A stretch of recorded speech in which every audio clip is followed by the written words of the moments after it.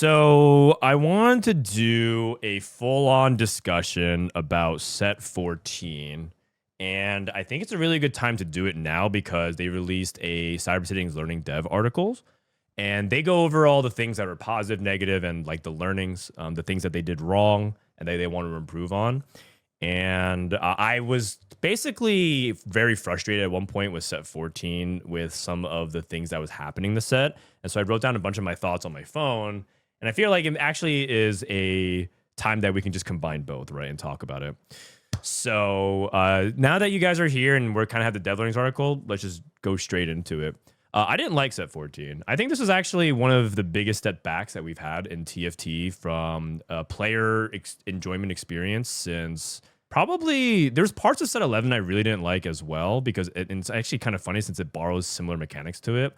But I would overall rate this set on the lower end of things, largely because of how good things have been the sets before that. And then that's crazy to some people because set 13 was great, which was the Arcane set. I don't want to keep using numbers in case you guys didn't play every set, but the previous set was the Into the Arcane set 13. I think a lot of people did enjoy set 13. But set 12 had balance issues, but I still think the theme and charms and everything about set 12 still felt really good, and there was a lot of redeeming factors about set 12. 11 had its problems with encounters, but still end up having a lot of elements that I felt like it still felt like more acceptable because it was like a big swing.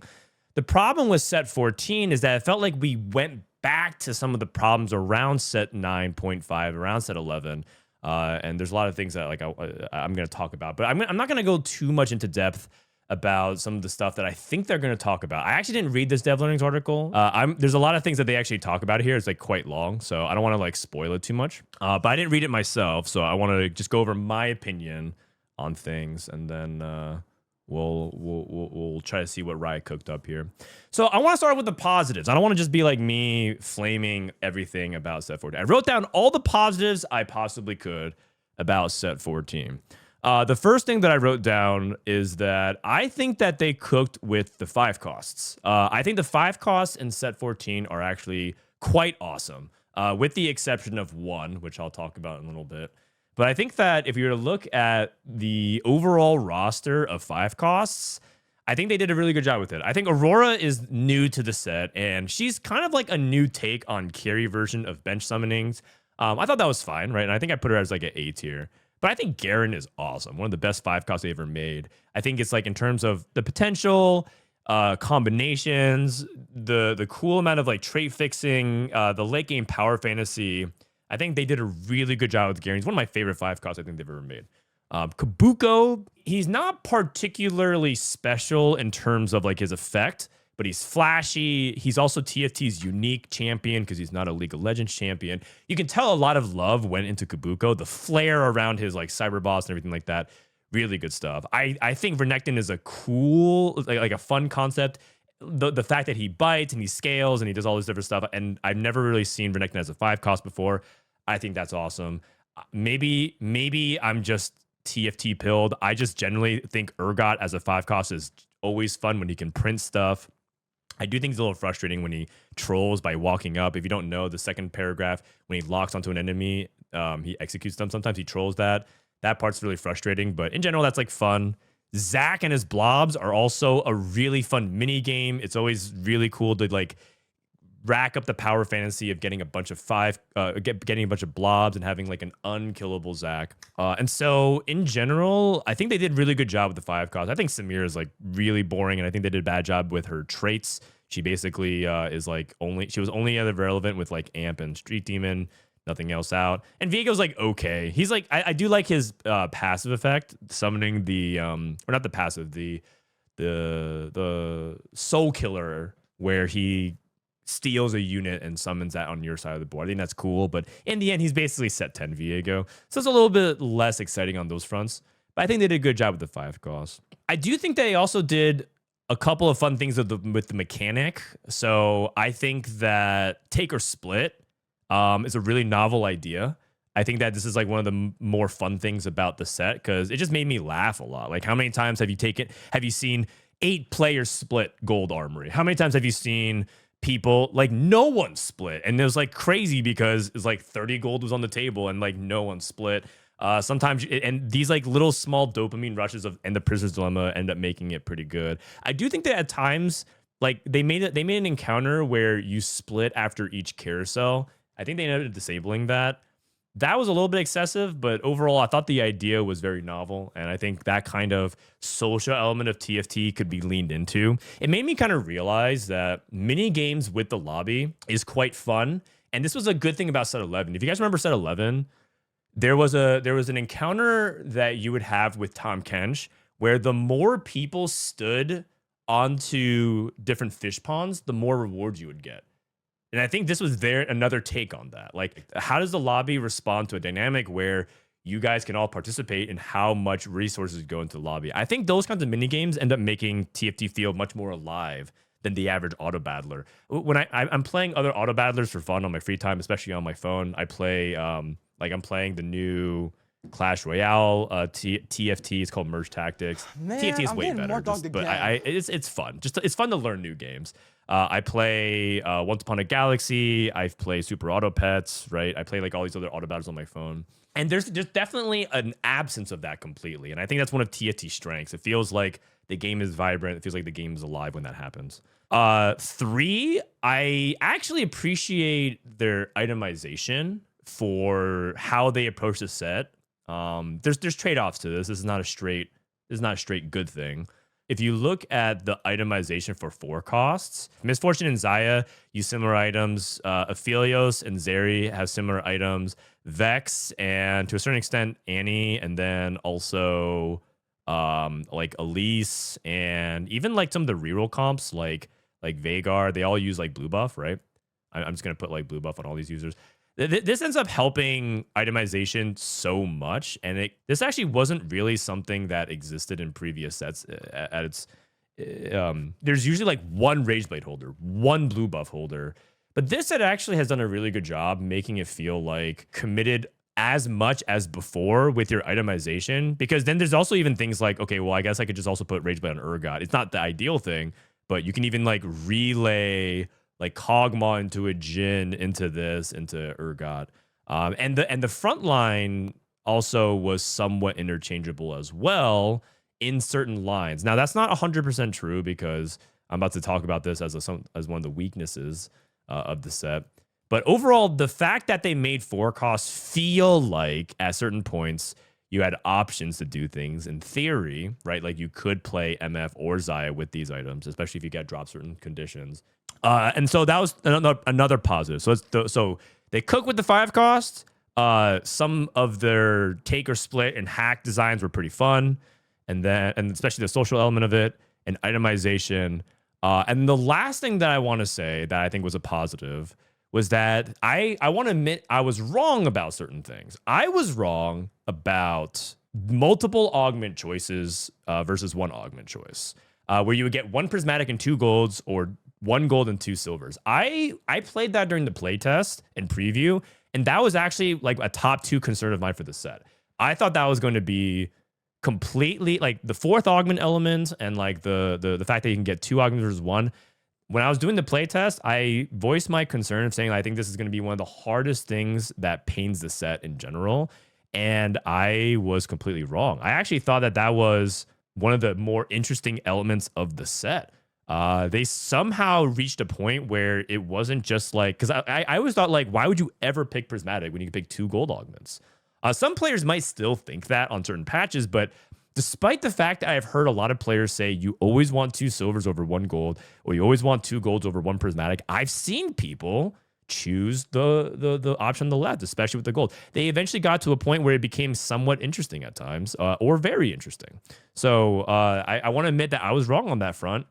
And that's why sometimes you get to try it. You have to let things run its course and try it out, because I thought that they actually made that quite a dynamic choice. Because sometimes the prismatic augment was really, really good, and the 2 augments, like there was one choice you didn't want, and there's one choice that was pretty good. So you would take that option.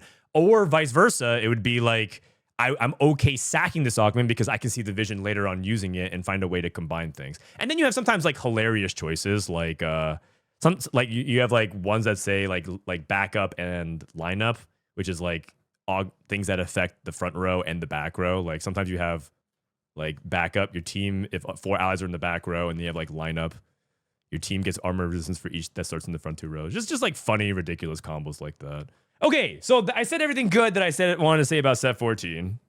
That's pretty much where it ends. And I think it's good to recognize the things that I liked about it, right? Man, okay, so my problems with set 14. I'm gonna go ahead and just categorize this first point as lack of excitement. I do think that there's like big moments in the game, but this overarching category was that I feel like this set wasn't as exciting as other sets because the first thing that comes to mind is reprints. I think set 14 had too many things that were recycled and reappearing from previous sets. I don't think reprints are fundamentally a bad thing because bringing back elements from previous sets, one, helps anchor players. So if we look at a trait such as Bastions, and we look at a trait like Bruisers, bringing things back and Slayers is not a bad thing, right? These are not rankings, it's just to help you show different traits. These are not a bad thing because they help anchor you into, okay, I see what this champion does. Some people don't have time to play hundreds of games of TFT per set. They only play 10, 20, 30 maximum. They want them to be able to have a good time as well. So if I see these traits and I see if I see that this person is a 1-cost Bastion, I kind of should be able to understand what they generally do quickly. I want to be able to jump into TFT. I don't want to have to read. Not everything has to be, what's a complicated trait? Like Syndicate, right? Not everything. Okay, Syndicate's not even that complex, but it's a weird trait. We don't want everything to feel like you have to read a ton to understand it or play it like 2 to 3 times and be like, oh, I finally get it now, before you understand. So that's like the advantage of reprinting. But the problem is they reprinted so much this set. And another layer of that is that they reprinted stuff from the previous set as well. And I think that might have been intentional because they were like, well, you know, Morgana was literally a reprint from the previous set. Zyra is a reprint from set 13 Zyra. Like this is the Black Rose Morgana with Visionary, and then Zyra is a sorcerer from the previous set as well. So it's like this. It's like almost a direct reprint. And if you just go through all the different, like Darius as well, this was 1-cost Darius. This was Conqueror Darius, except now he's a 2-cost and he sunders.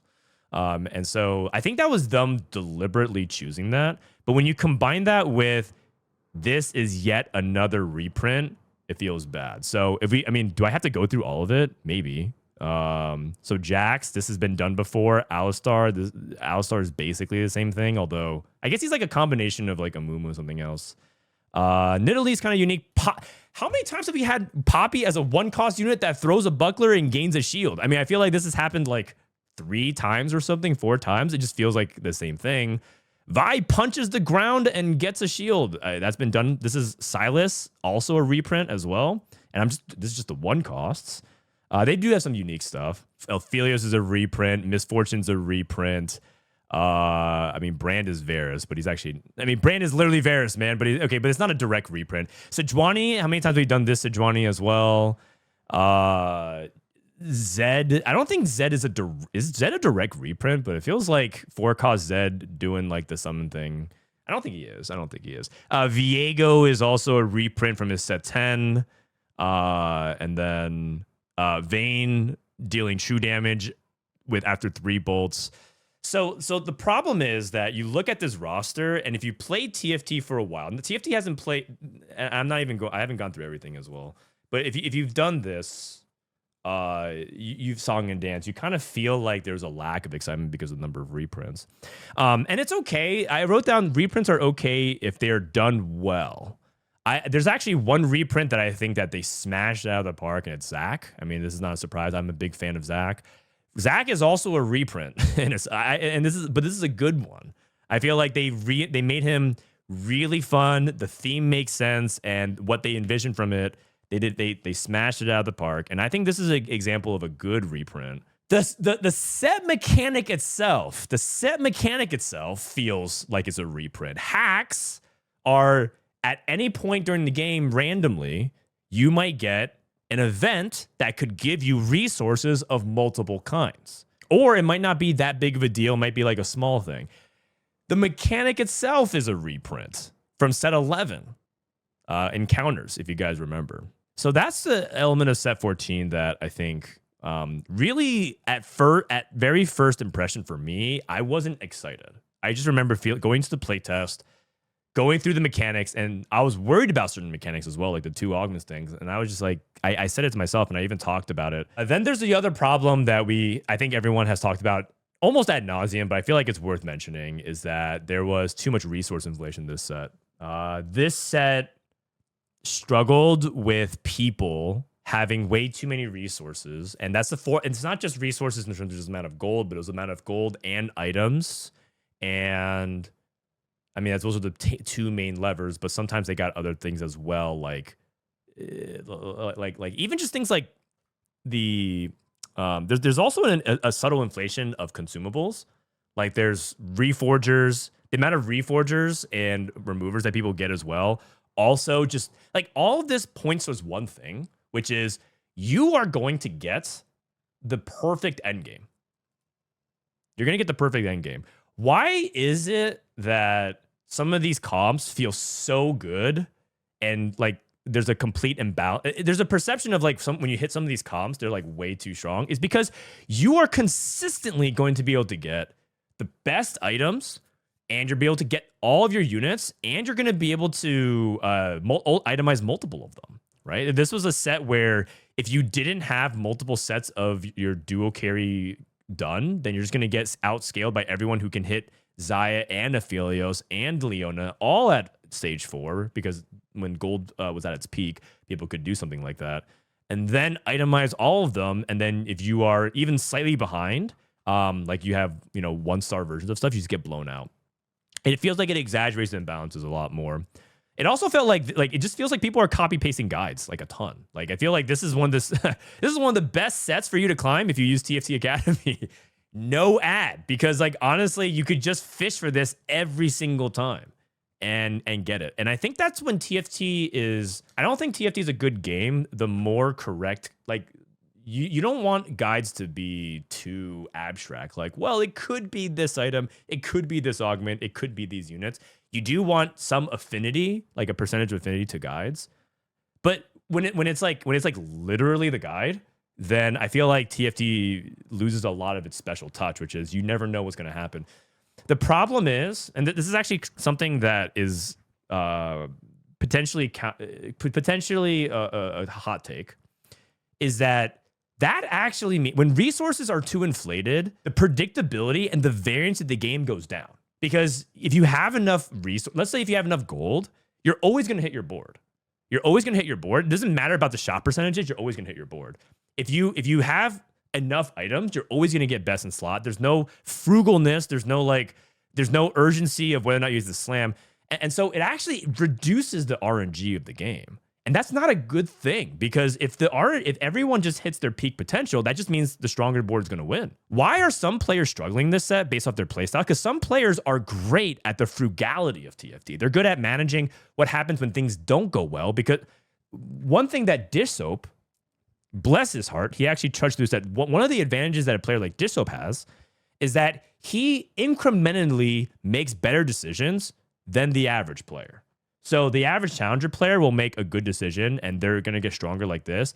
Dish Soap excels by making like a 1% better decision and then slowly just outvalues you. But the way the set kind of aligns with the way decision making is you can just make flat decisions and then hit your Exodia and then all of a sudden just trump all that. And then the problem is that this window is where all the damage is dealt. Like this window is where all the damage is dealt. So it just kind of feels like it erases a lot of advantage. And this is a really big problem with players who love to say, hey, I'm ahead. Like how many times has it happened where you have a really good stage 2, a good stage 3, and then stage 4, you kind of recognize that a lot of people are playing win out, so you hope that you can bleed out. but you're not even bleeding out to a fifth. You just like look around, and you say like 5 people are playing for first, and somehow it feels like they all hit. And you take like a really nasty couple losses, and then it's matchmaking RNG against like the Cypher cash out, against the player that's playing Fast 9 Urgot, against the player that's playing Fast 9 Dynamo, and then there's also the Trait Tracker Exotech, and then there's also the Zac player, who there's also another player that's playing Zac plus something else, and you're looking at it, you're like, I don't beat any of these people, but like overall, like you know what they didn't do? They didn't play the early game, because they just got so many resources. And what this ends up doing, in my opinion, it creates too much predictability. The variance is actually down, and it creates this frustrating dynamic for people who love the buildup of TFT, and it feels like that magic is gone. So that's one of the biggest weaknesses of the set. The second thing that I want to say is that when the peak of this was open fort this set, the very beginning of the set was strategist open fort. Do you guys remember? I think I made a guide about this.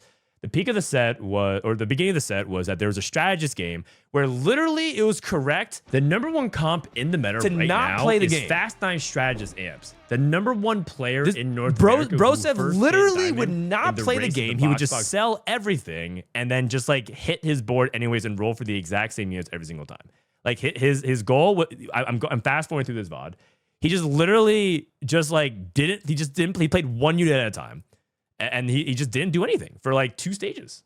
And I mean, there was nuance. There's always skill and nuance to, you know, because obviously he hit rank 1. You can't do that without being a good player. And Bros is a fantastic player. This is not to take away anything from him, but in my opinion, if this play pattern becomes too prevalent, and it was at multiple points during the set, the wins feel hollow.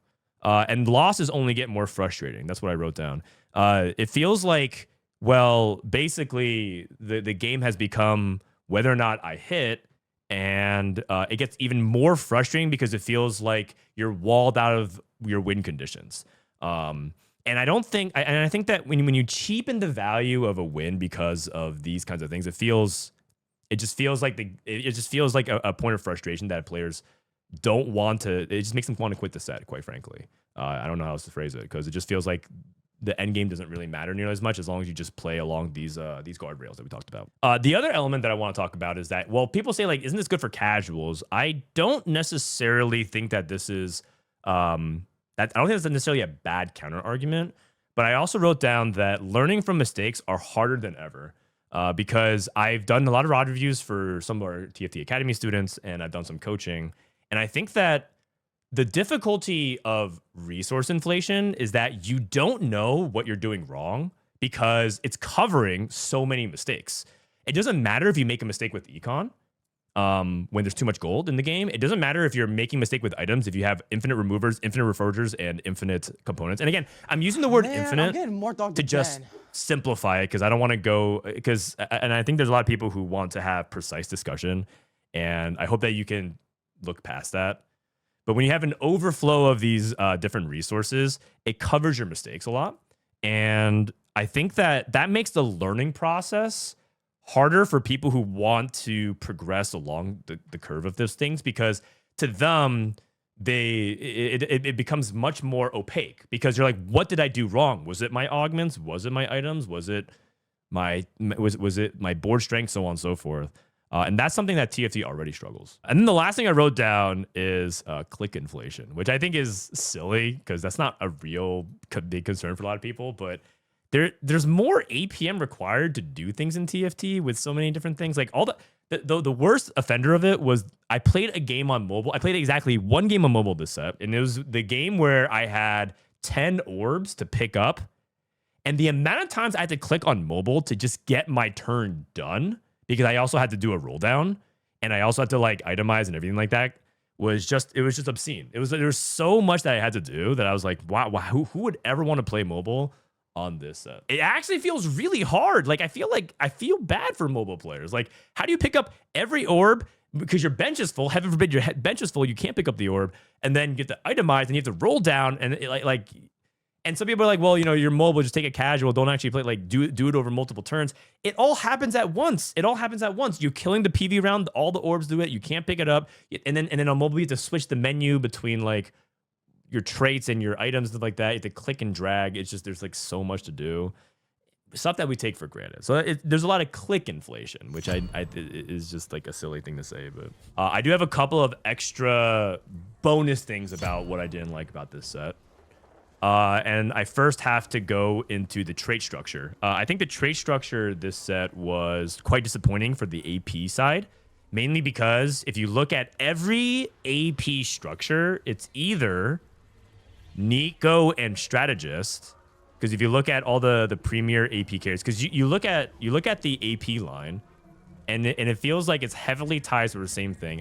If you guys remember when AP was at its peak Street Demon meta, and there were like other things available, like Ziggs, one of the 4 costs you're supposed to play around, tie into Strategist. Brand, tie it to Strategist.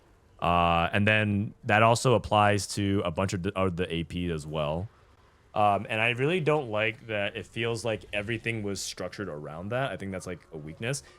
And and the only thing that you could do above that is literally 5 costs. They eventually made it so that you could structure differently around like 3 cost reroll-ish. But that's because they buffed the vertical. The only way they actually compensated for this was buffing a vertical. And Annie also ties into strategies as well. That's correct. Sorry. Thank you for clarifying. Annie also ties into strategies as well. Everything is Nico. Everything is around this core. And then the other element is like, well, they actually sort of navigated around this by simply buffing every vertical to just be ridiculous. So why is Mordecai such a good tank? Well, I mean, Mordecai is just the GOAT.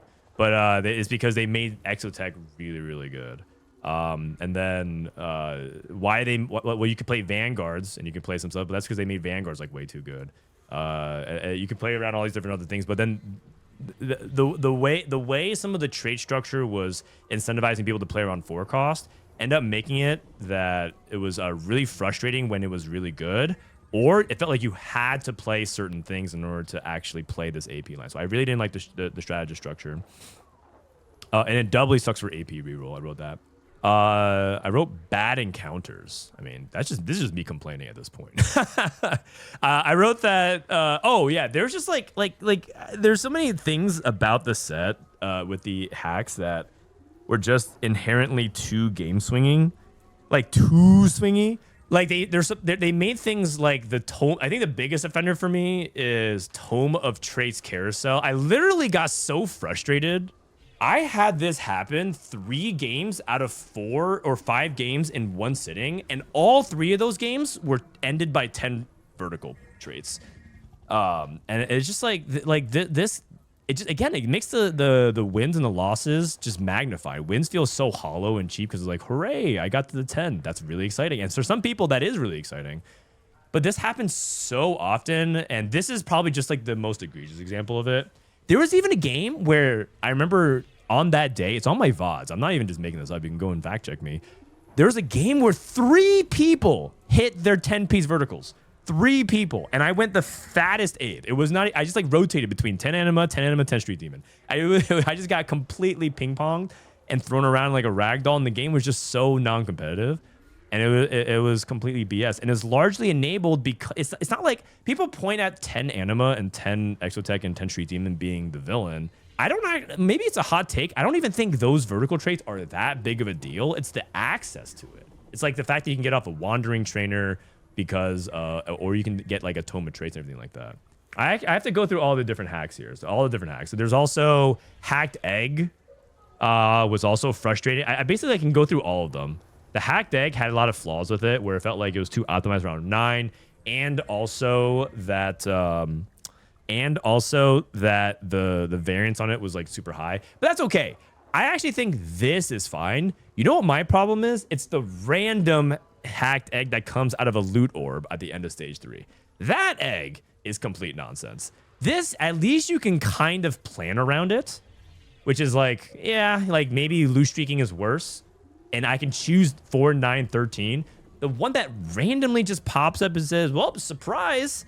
This is an egg that completely like throws out the imbalance of resources again. That was like a big problem to me. Not to mention your -1 bench space. I think the most annoying, this is a side complaint. This doesn't matter, right? It doesn't have to change very much. But my God, I hate losing bench space, especially if I'm playing something like Nitro Reroll. Like, It is just terrible. This one's the last remaining point, because I think if I just keep going through it, it's basically the same thing. Resource inflation bad. Just I don't like the mechanic. I don't want to belabor the point, even though I already have. Is that the vitriol reaching peak and affecting more dog and actually kind of sort of like basically reaching critical mass and caused more to walk away. I think that's what actually started me writing this list, because that was like one of the worst parts about this set overall. It's just that toxicity and frustration reached peak levels, and it actually started affecting people on a human level. Listen, man, it's at the end of the day, it's TFT. It's TFT. It's a video game. This is supposed to be for fun. And when people like, and it's also embarrassing when it's professional players who want to be taken seriously. It's like in the same breath, they will say, why doesn't Riot take us seriously? And then act like complete and utter monkeys. And ask, and they say, like, why doesn't Riot listen to me more? They never listen to us, right? They act like toddlers. They literally have tantrums, and they just acting like babies. And I'm not talking about anyone individually. It actually happens everywhere. I bet it even happens. I can't read Korean. I can't really read Japanese or anything like that. So I don't know. I can't speak on behalf of them. But anybody that types in English, I see all that stuff. People even go and delete their tweets because they're embarrassed about that kind of behavior as well. And I would say it's specifically around North America and Europe. And if I were to be even more precise about it, I feel like Europe is more toxic than NA on Twitter, and NA is more toxic on stream. So it's not like there's one region worse than the others. So I think toxicity reached an all-time peak, and I think that was one of my biggest sad points about this set. And that's not tied directly to set 14. It's just that was another big low of the set. If you like the set, I've said it many times. If you like the set, good for you. And I'm glad that you did. Don't let me yapping or anyone else yapping affect that, because believe it or not, there's actually set 5 and set 7 defenders. There's actually people who unironically love dragons, who unironically love legends, who unironically think that that set 2 was the best set of all time. And I'm not gonna, and listen, they are TFT players who vote and wallets count equal to mine. And that's totally fine. I acknowledge that. So if you enjoy set 14, by all means. But for me, it feels like we went back on certain things that we should have already learned. And I guess that's why we're gonna go and read this dev learnings article. Cyber City download complete, learnings upload initiated. Because keeping TFT fresh and interesting is so important, we're always trying new things, whether that's a new set mechanic, an innovative 5 cost, or an item overhaul. But with exploration comes success, failure, and everything in between, so let's dive into that and more. Lastly, TFT is quite large. We're going to be calling on more friends from across the team to help us cover more of our game. I wonder if they're going to do like set revivals and Pengu's Party and things like that. I don't think we're going to go into TLDR, because they're going to basically... we're basically going to cover that. TLDR is like a summary if you don't want to read that. So, topic number 1, hacks. Hacks were a great vehicle that allowed us to explore various existing systems by adding more variability and, when at their best, strategic decision making. I mean, he's not wrong, or they're not wrong. There are elements where it could be strategic decision making. While generally successful, the true value of hacks depended on the hack in question. Things like the 1v2 hack introduced by designer Matt Dunn in our dev drop image below, to split or not to split, and the once reworked choose a golem. Oh, actually, I didn't talk about that too. Choose a golem, I thought was a good hack as well. We're all great hacks. Yeah, fair enough. Some hacks that came up short were the gold bribes for augments, or the get more loot gold hacks that led to inflation without a puzzle or strategic decision. Finding more ways to create choices that you don't typically have between A and B is beneficial for TFT in the long run. Yes, I kind of forgot, man. The RNG golem was a really good choice. I think that was a good move. And I already talked about the 1 versus 2 augments and the split ones. As a set mechanic, we're happy with hacks as they allow us to explore our systems and add decision making. Plus, they synergize nicely with our thematic. But more importantly, we're happy that most of our players were happy with them as well. Wow. We're happy that most of our players were happy with them as well. While Cyber City was not without a few pain points, hacks were rated consistently positive amongst our surveyed players, scoring similar to the Treasure Dragon, which happened to be a hack that we brought back of Uncharted Realms. All right, guys. The thing is, that means some of you guys said that you were happy with hacks. They surveyed you guys. Who did it? Riot literally called you out. They're saying that you guys were happy about it. That's really fascinating. All that said, we still wish we had honed the mechanic a bit more. Given infinite time to explore and test, it would have been better for us to double down on hacks that were well-liked and explore more with the fun ones that revisit past mechanics, like Black Market Augments, Toma Traits, or the aforementioned Treasure Dragon. Aren't hacks just encounters? Were they happy about those? I think that in general, Riot has not been unhappy with any mechanic besides, I think, shadow items. And I mean, I don't even think that they were unhappy about Legends. Like, the thing is, so Riot's takeaway is hacks were rated consistently positive among surveyed players, but it's because they like certain hacks. They love things like the RNG Golem. They love things like the split or not to split and the augment hacks. And I guess maybe the way the survey is structured is like, you know, do you in general think positively about hacks? And most people said yes. But yeah, I'm actually very surprised that they surveyed players. They actually did the due diligence and said, yeah, we're positive about it. Loot distribution, too much or too little. In Cyber City, we experimented heavily with loot distribution, testing different minimums and maximum. At launch, Cyber City's hacks introduced far too many resources, creating loot-heavy games that took 2 full patches to bring under control. This is the most resource inflation of all time, for sure, at its peak.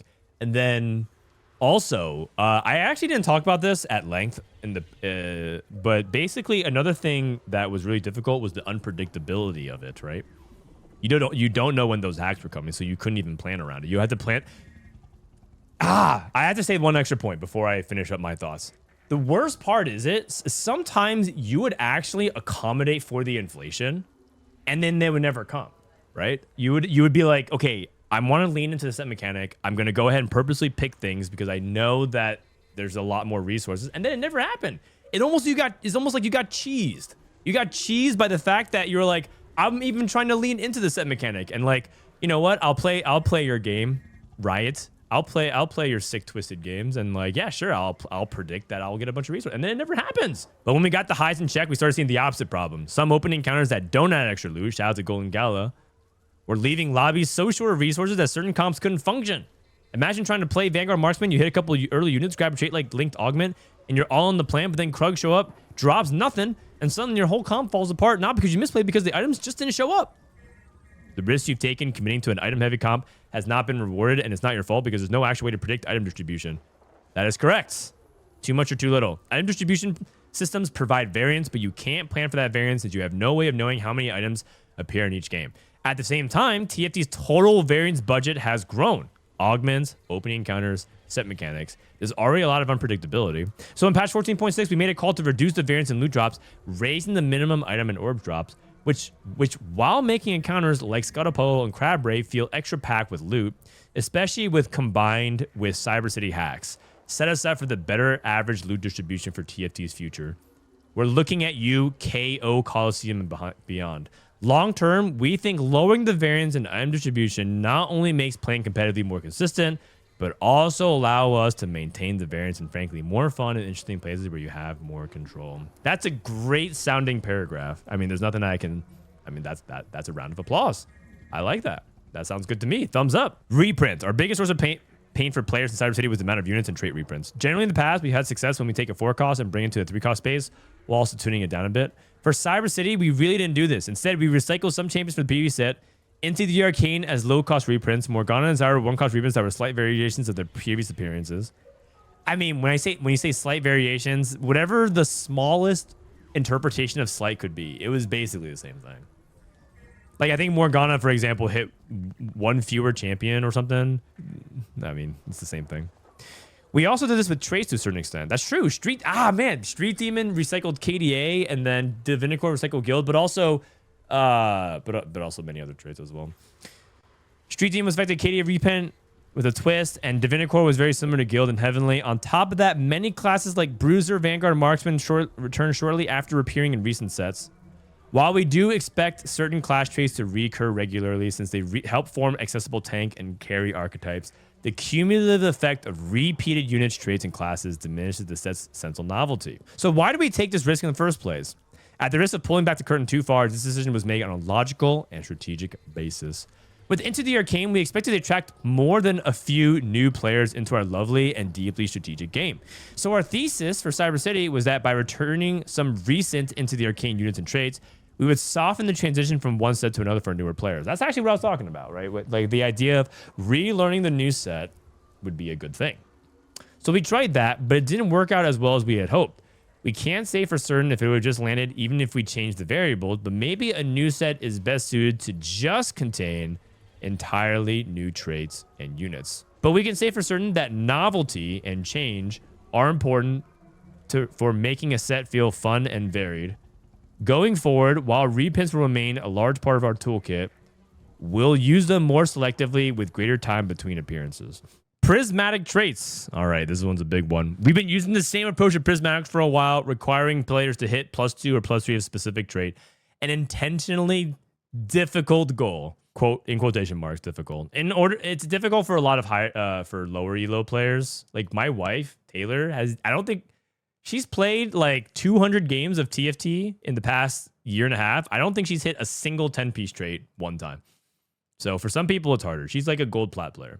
She has never hit a single 10-piece trait. In order to unlock a massive power spike, these high moments that Prismatic provides are good for the game, but knowing someone is going to inevitably hit them with a lucky emblem and trainer golem or similar combo at stage 2-1 is not great for a lobby's morale. With KO Coliseum, we're trying something different. The way Prismatics activate will change and move away from just collecting a bunch of emblems. We'll talk more about this soon, but for now, we'll leave you with a note that that's always applicable.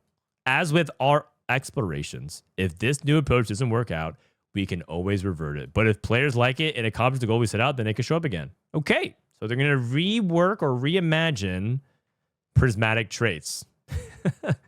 Hashtag 10 carats. Patch 14.5 item overhaul. In patch 14.5, we overhauled a few items. Here, we're going to get into the long-term thinking as to why we did this and how it landed. But if you want to learn more about the details of why we changed each item the way we did, you can always refer to our blog about it here. They did an item rework. This is when they said that they wanted to reduce the amount of inflation, so they took away an item, and they also nerfed Crab Rave really hard.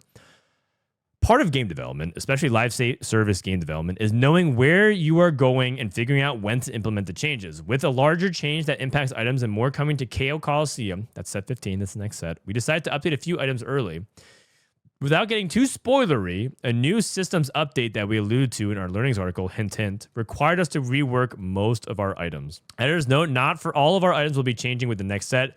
They won't be changing their core function. Instead, they'll have small adjustments to allow them to better fulfill their fantasy or make sense within our new system.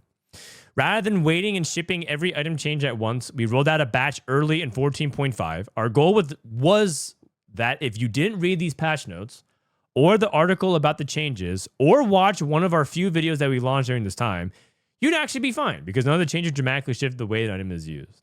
That's right. So they wanted to say if you knew how Rageblade worked before, they didn't want to rework Rageblade and make it feel like, oh, this item's completely different. I have no clue what to do. So how did this land? As far as core items go, Stairs Cage was our only miss, landing a bit too strong, but the rest of the core items landed in a well-balanced state. Our artifacts landed a tad weak across the board. However, for Flicker Blade, which let it rip too hard. Yeah, I didn't actually include this in my own personal set review because I thought it was fine. I actually thought the item rework was fine. In fact, the fact that I don't even have a strong opinion on it, I think is a success.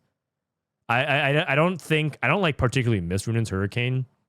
Kraken feels like too strong in combination on some of the units that use it, but that's just like an item thing, or that's just a unit thing because they scaled off of attack. Like Kraken on Zeri feels like too important, but that's just like because of the way she functions. So yeah, but that's okay. I don't have a strong opinion on items, so I guess that means it's a success because they ultimately wanted to feel like it was setting up for the next set, and it didn't dramatically shift the way it was used. The 5 costs of Cyber City, threats with hyper novel mechanics. Cyber City has some amazing 5 costs. The team really knocked that theme out of the park. And while a lot of our postmortems focus on what went wrong, this time we actually want to start with what went right because we're allowed to learn from our wins too. I went over this too. I love the 5 costs. With our 5 costs, we pulled from both our past successes and fresh ideas and made sure each one stood out. Renekton took the core of Hunger for Power anomaly from Into the Arcane and turned into a full-blown champion with a satisfying ability that created Renekton's fantasies we didn't even know about. Long Croc. There you go. Aurora borrowed a little bit from Thresh and Syndra, 5-cost set, but added a bench attacking twist and made her feel uniquely strong as a safe scaling carry. Agreed. I thought Aurora was pretty fun. Usually Thresh and Syndra were utility 5-costs. Unless you like super buffed them, but Aurora felt really good. Urgot was, in the nicest way possible, a loot vomiting garbage disposal. When is that not fun? Zach brought a new mechanic that had you gleefully collecting blobs during roll downs, perfectly fitting with our theme, while only occasionally causing you to miss a critical unit amidst the chaos of rolling too fast. Don't worry, it's happened to all of us. Last but not least, Garen brought a brand new mechanic that let us do something that we'd never done before, granting trait bonuses to champions without needing to hold an emblem. That opened up all kinds of late game capping and carry flexibility, like things like Boombot, Twisted Fate. I mean, I've sung enough praises about Garen. Really big design triumph. We loved these champions. They were bold and memorable and very Cyber City. But not every 5-cost landed quite so cleanly. Kabuko was a bit overcooked. We had a fantasy that he would be a boss that transitioned to phase 2. He dropped overloaded and overtuned. And then we reined him in on the balance side of things. None of his parts really shine, so we reworked him entirely. In hindsight, we should have just trimmed back earlier and focused power into a more distinct identity. Yeah. But I still think that Kabuko is kind of cool, though. Revival, Remix Rumble. Okay, so we're transitioning to Riot Xtina. Product manager on Revivals and a few other things behind the curtain. With Revival, Remix Rumble ramping up, I want to take a moment to talk about all that worked, what surprised us, and how we're thinking about future Revivals. Let's talk about bag sizes first. One of the biggest swings in Revival Remix Rumble was bringing back shared bags, and the response was clear. Players liked the extra game-to-game variants. We also trimmed the 4 and 5-cost pools compared to past shared, but expanded bag Revivals. Why? In early Revivals, the late game often tunneled into can I hit 3-star 4-cost and 5-cost? And while that always was going to be exciting, we see you, Trunks Treasure, we didn't want every Revival to become that. For Revival, Remix Rumble, we still allowed these high-roll fantasies, but also made room for players to chase other peaks, while like reuniting iconic comps or making a brand new comp with one of our new augments. It's true. So the problem with Revivals in the past was that it was strictly optimal. If you were trying to like climb, and I put that in quotation marks because no one's really trying to climb, but there was a leaderboard. In past Revivals, the bag sizes were infinite, so it was like legitimately correct to just take triple econ. I remember set 5 Revival, there was 50 copies of each unit in the pool. And so you would just take triple econ and just roll for a 3-star 5-cost. Like 3-star Garen, 3-star Darius, 3-star whatever, like whatever 5-cost was there. And you would win the game. So they made Remix Rumble like more like regular TFT. And I think that was a good thing.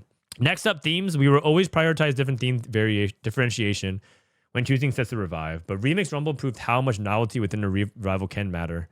We knew players wanted something fresh to play while Cyber City was live, and the music, the headliners, and Return of Heartstale were exactly the kind of energy boost needed to find a solid alternative queue to your other favorite queue. And with Revival Ladder being a bit less intense than our standard rank queue, it also meant players were happier exploring new combos, seeing just how far they could take Heartstale. All this record dropping had the Revival record breaking, especially in China, where the Revival brought over our biggest increase in player shape of any TFT set Revival to date. I mean, okay, to be fair, set Revival has been out for a while, but right now, if you look at the number of ranked games, it is ranked number like standard number 1, Pengu's Party number 2, Double number 3, Hyperfold number 4, set Revival. But they're specifically saying in China it did really well. And also it could be relative to the others. Like by now, I don't think anyone's playing set 3.5 and set 5 and stuff like that. So there it is. Another learnings articles in the books. Sheesh. If you combine all these, it could quite well be a book. These articles can never be written alone, so thanks to the entire team that's helped there or in the set, and thanks to the countless players that have helped shape TFT throughout the years. We got plenty more to share soon with our next set, KO Coliseum. Until then.